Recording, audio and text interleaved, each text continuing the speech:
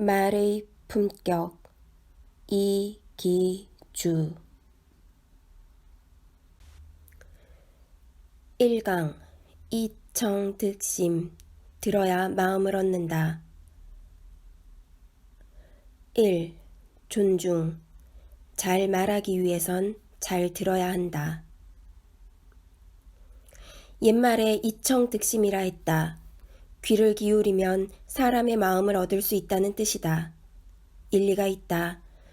독일의 철학자 게오르크 헤겔은 마음의 문을 여는 손잡이는 바깥쪽이 아닌 안쪽에 있다고 말하지 않았던가. 상대가 스스로 손잡이를 돌려 마음의 문을 열고 나올 수 있도록 상대를 배려하고 존중해야 한다. 그런 뒤에야 마음을 얻는 것도 가능하다. 잘 말하기 위해서는 우선 잘 들어야만 한다. 상대의 주장에 동의하지 않더라도 그의 말할 권리를 존중하고 귀를 기울여야 상대의 마음을 열어 젖히는 열쇠를 손에 거머쥘 수 있다. 이는 의사소통 과정뿐만 아니라 인생이라는 광활한 무대에서도 적잖이 도움이 되는 자세이기도 하다. 삶의 지혜는 종종 듣는 데서 비롯되고 삶의 후회는 대개 말하는 데서 비롯된다. 2.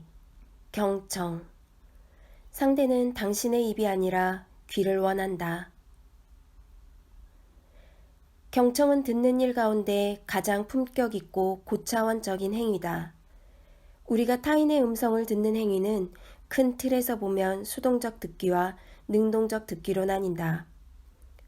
경청은 대화 도중 상대방의 말을 가만히 청취하는 수동적 듣기가 아니라 상대의 말에 귀 기울인 다음 적절하게 반응하는 적극적 듣기에 해당한다. 경청은 말을 해석하는 데 그치지 않고 말과 말 사이에 배어있는 감정은 물론 상대의 목구멍까지 차오른 절박한 말까지 헤아리는 일이다. 맥락적 듣기라고 해도 무방할 것이다. 지금 당신 앞에 있는 사람은 당신의 입이 아니라 어쩌면 당신의 귀를 원하는지도 모른다. 3. 공감 당신의 아픔은 곧 내 아픔. 동정과 공감은 우리 마음속에서 전혀 다른 맥락의 생성 과정을 거친다. 타인의 고통을 자신의 고통처럼 느끼는 감정이 마음속에 흐르는 것이 공감이라면 남의 딱한 처지를 보고 안타까워하는 연민이 마음 한구석에 고이면 동정이라는 웅덩이가 된다. 웅덩이는 흐르지 않고 정체되어 있으며 깊지 않다. 동정도 매한가지다. 누군가를 가엾게 여기는 감정에는 자칫 본인의 형편이 상대방보다 낫다는 얄팍한 판단이 스며들 수 있다. 그럴 경우 동정은 상대의 아픔을 달래기는커녕 골물대로 골문 상처에 소금을 끼얹는 것밖에 안 된다. 4. 반응 대화의 물길을 돌리는 행동 사람과 사람이 주고받는 대화는 굽이쳐 흐르는 강물과 같다. 상대가 건네는 말에 맞장구를 어떻게 하느냐에 따라 대화의 물길은 전혀 다른 방향으로 흐른다. 그 언어의 물결에 진심을 실어서 보내면 상대가 그걸 확인하는 순간 상처가 마모되거나 뭉툭해질 수도 있다. 그럼 날카로운 상처가 마음을 헤집고 돌아다니며 찌르지 않을 테고 상대방은 전보다 덜 아파하며 살아갈지도 모른다. 비록 상처를 완벽히 지울 수는 없다고 해도 말이다. 5. 협상 극단 사이에서 절충점 찾기 절충과 협상 과정에서 나름의 전제 조건이 있을 거란 생각도 든다. 무엇일까? 상대에 대한 완벽한 이해일까? 글쎄다. 각기 다른 두 사람의 만남은 서로 다른 우주의 충돌이다. 충돌은 두 주체가 서로 맞부딪히고 맞서는 것이다. 마찰을 일으킨다.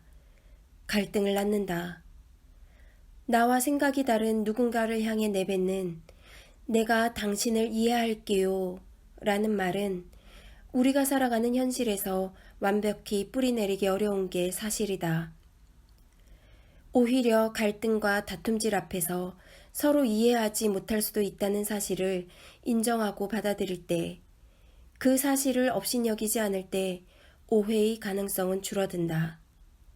그리고 그 순간 어쩌면 마음 한구석에서 서로에 대한 인간적인 이해의 싹이 돋아날지도 모른다. 6. 겸상. 함께 온기를 나누는 자리. 겸상은 관계의 문을 여는 중요한 관문이다. 식탁을 마주하고 반찬을 권하거나 집어 건네면서 우리는 일상의 고단함을 공유하고 상대방의 온기를 느낀다. 그러면서 자연스레 서로에 대한 경계심을 허물어뜨린다. 2강 과언무환. 인간의 가장 깊은 감정은 대개 침묵 속에 자리하고 있다. 1. 침묵. 때로는 말도 쉼이 필요하다. 침묵이라는 비언어 대화의 힘은 세다. 침묵은 차마 말로 다 표현할 수 없는 다양한 의미와 가치를 함축하고 있으며 종종 사람들에게 100마디 말보다 더 무겁고 깊게 받아들여진다. 침묵은 무엇보다 말 실수를 줄이는 지름길이다. 말은 생각과 감정을 담아내는 그릇이다. 그걸 아무 생각 없이 대화라는 식탁 위에 올려놓다 보면 꼭 사달이 일어난다. 말이 많으면 화를 면치 못한다. 근심이 많아진다. 반대로 과언무환이라는 말처럼 상대에게 상처가 될 말을 줄이면 근심도 줄어든다. 쉼이 필요한 것은 말도 마찬가지다. 사람들에게 그럴싸한 말을 쉴 새 없이 쏟아내는 게 대수가 아니다. 중요한 것은 말을 잘하는 게 아니라 적절한 때에 말을 거두고 진심을 나눌 수 있느냐 하는 것이 아닐까. 숙성되지 못한 말은 오히려 침묵만 못하다. 인간의 가장 깊은 감정은 대개 말이 아닌 침묵 속에 자리하고 있다. 2. 간결. 말의 분량에 얽매일 필요가 없다. 인생을 살다 보면 사람의 진심과 속마음은 간결한 표현에 묻어나는 경우가 많은 듯하다. 생각과 느낌을 말 속에 짜임새 있게 담아서 전달할 수만 있다면 굳이 말의 분량과 길이에 얽매일 필요가 없다. 3. 긍정. 말은 종종 현실과 공명한다. 말은 오묘하다. 말은 자석과 같다. 말 속에 어떤 기운을 담느냐에 따라 그 말에 온갖 것이 달라붙는다. 스스로 토해낸 말이 미치는 자장에서 쉽게 벗어날 수 있는 사람은 거의 없다. 말이 무조건 현실이 될 리 만무하지만 말이 현실과 공명하는 경우는 빈번하다. 말에 두려움이 담겨 있으면 불현듯 공포가 엄습하고 재미가 있으면 눈길을 끌어당긴다. 그뿐이랴 꿈이 가득하면 종종 가능성이 뒤따라오고 말 한마디에 사랑이 녹아 있으면 언젠가 사람이 다가온다. 인간의 입술은 그가 마지막으로 발음한 단어의 형태를 보존한다는 말이 있다. 내 입술에 내 말의 흔적이 남아있다는 무섭고 서늘한 얘기다. 종종 가슴에 손을 얹고 돌아볼 필요가 있다. 내 말과 글과 숨결이 지나간 흔적을, 그리고 솔직함과 무례함을 구분하지 못한 채 사는 건 아닌지를, 말이라는 악기를 아름답게 연주하지 않고 오로지 뾰족한 무기로만 사용하는 것은 아닌지를. 4. 둔감. 천천히 반응해야 속도를 따라잡는다. 속도와 빠르기가 모든 것을 지배하는 시대다. 말도 예외가 아니다. 상대의 말에 즉각적으로 반응하는 언어적 순발력을 경쟁사회에서 살아남기 위한 필수 능력으로 간주하는 이들이 많다. 그러나 난 적절한 의연함을 유지하면서 남보다 유연하게 말하는 목개 같은 사람과 대화를 나눌 때 오히려 더 큰 즐거움을 느낀다. 아마 말도 그러할 것이다. 적절한 둔감력을 바탕으로 유연하게 휘두를 때 말의 품격은 더해지며 언력은 배가 된다. 3강 언위 심성 말은 마음의 소리다. 1. 인향 사람의 향기 말과 글에는 사람의 됨됨이가 서려 있다. 무심코 던진 말 한마디에 사람의 품성이 드러난다. 말은 품성이다. 품성이 말하고 품성이 듣는 것이다. 격과 수준을 의미하는 한자 품의 구조를 뜯어보면 흥미롭다. 입구가 3개 모여 이루어졌음을 알 수 있다. 말이 쌓이고 쌓여 한 사람의 품성이 된다는 뜻이다. 사람의 채취, 사람이 지닌 고유한 인향은 분명 그 사람이 구사하는 말에서 뿜어져 나온다. 언어처럼 극단을 오가는 것도 드물다.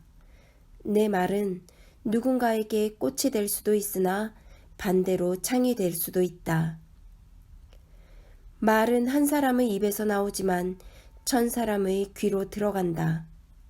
그리고 끝내 10,000사람의 입으로 옮겨진다. 2. 언행 말과 행동 사이의 간극 말과 행동의 관계는 오묘하다. 둘은 따로 분리될 수 없다.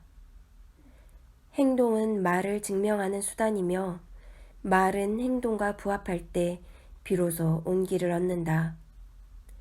언행이 일치할 때 사람의 말과 행동은 강인한 생명력을 얻는다. 상대방 마음에 더 넓게, 더 깊숙이 번진다. 3. 본질 쉽게 섞이거나 사라지지 않는 것 본질적인 것과 비본질적인 것은 잠시 한데 뒤엉켜 지낼 수는 있으나 언젠가는 서로 떨어지게 마련이다. 사람과 말의 본질도 매일반이다. 아무리 화려하게 포장하고 감추려 해도 본디부터 가지고 있는 성질은 언젠가 드러나고 만다.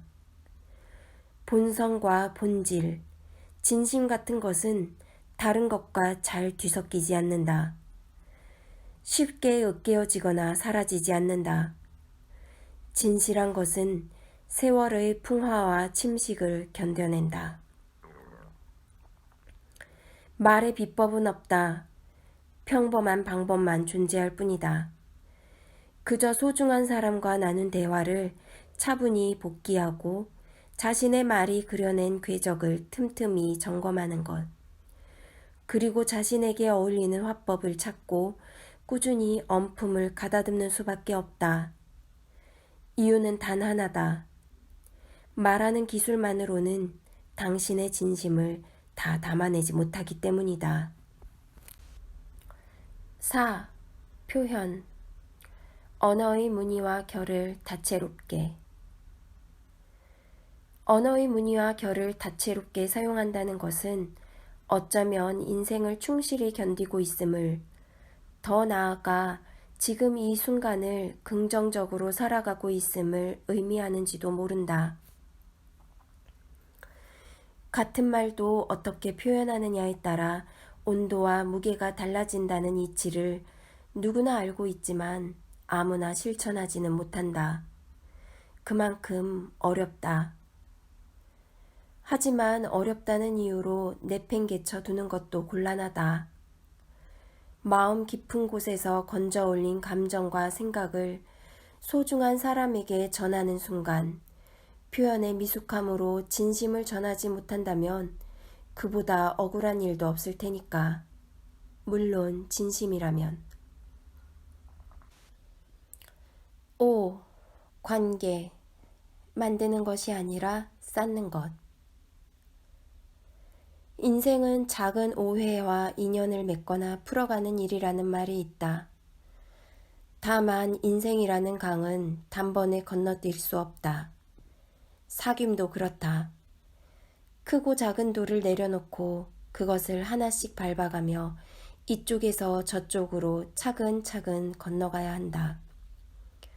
삶과 사람 앞에서 디딜 곳이 없다고 조급할 이유가 없다. 어차피 인생과 관계는 만드는 것이 아니라 쌓는 것이다. 6. 소음. 뾰족하고 시끄러운 소리. 청산유수처럼 말하는 사람이 주목받는 시대임을 부정할 수 없다. 그러나 번지르르한 말 속에 상대에 대한 배려가 빠져 있다면, 그래서 누군가에게 상처를 안겨준다면 그것은 목소리가 아니라 거친 소음에 지나지 않는다. 소리는 고막을 두드리며 몸으로 스며든다. 하지만 소음은 고막을 찌른다. 소음이 들쑤시면 사람은 귀를 틀어막는다. 소음은 스며들지 않고 금세 소멸한다. 가끔은 내 입술을 뚫고 나오는 목소리가 말 그대로 소리인지 소음인지 찬찬히 되짚어 봄직하다. 4강. 대언담담. 큰 말은 힘이 있다. 1. 전환.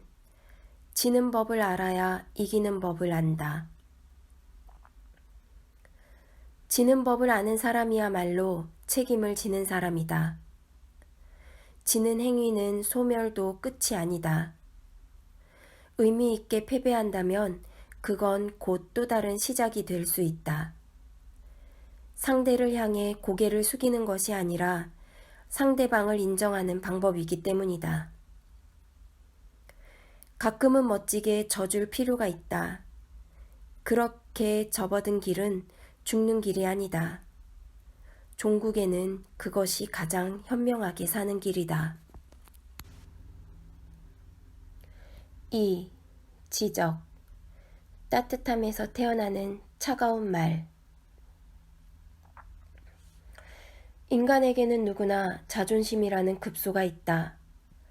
더욱이 일반 성인은 자신이 남보다 특별히 우월하지는 않더라도 열등하지는 않다라고 여기는 경향이 있다.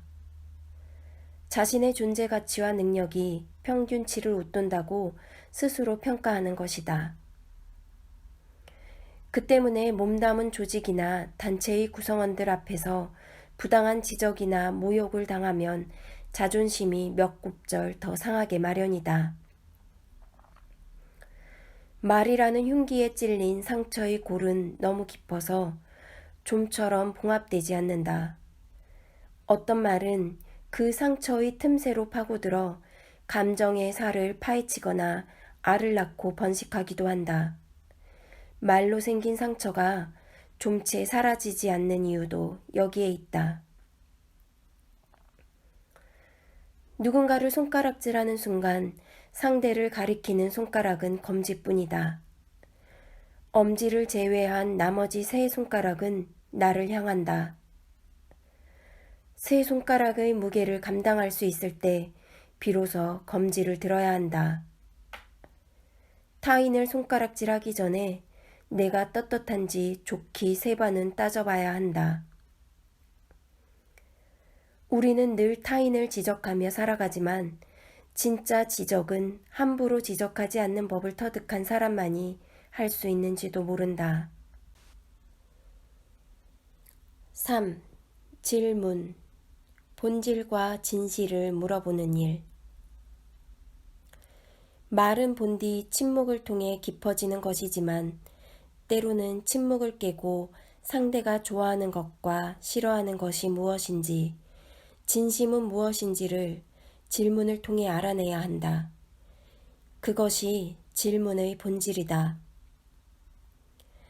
마음속에서 명령과 질문은 전혀 다른 방향으로 흐른다. 명령이 한쪽의 생각을 다른 한쪽에 흘려보내는 치우침의 언어라면, 질문은 한쪽의 생각이 다른 쪽에 번지고 스며드는 물듦의 언어다.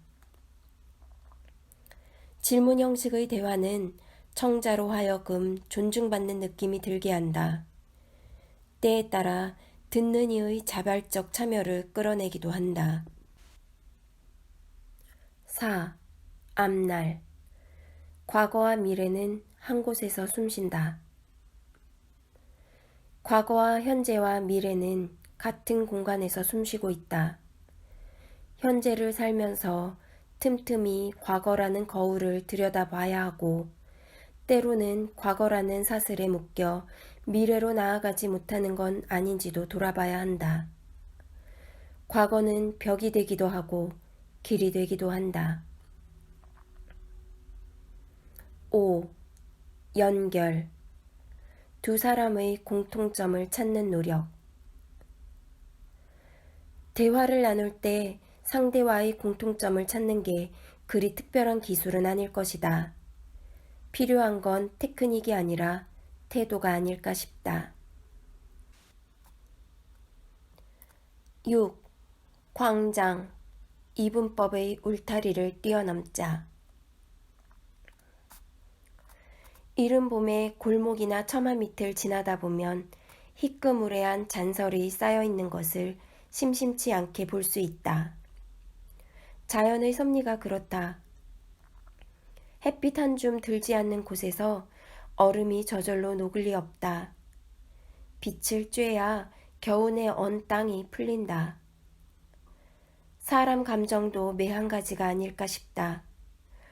따스한 햇볕 아래 서 있을 때 삶의 비애와 슬픔을 말려버릴 수 있다.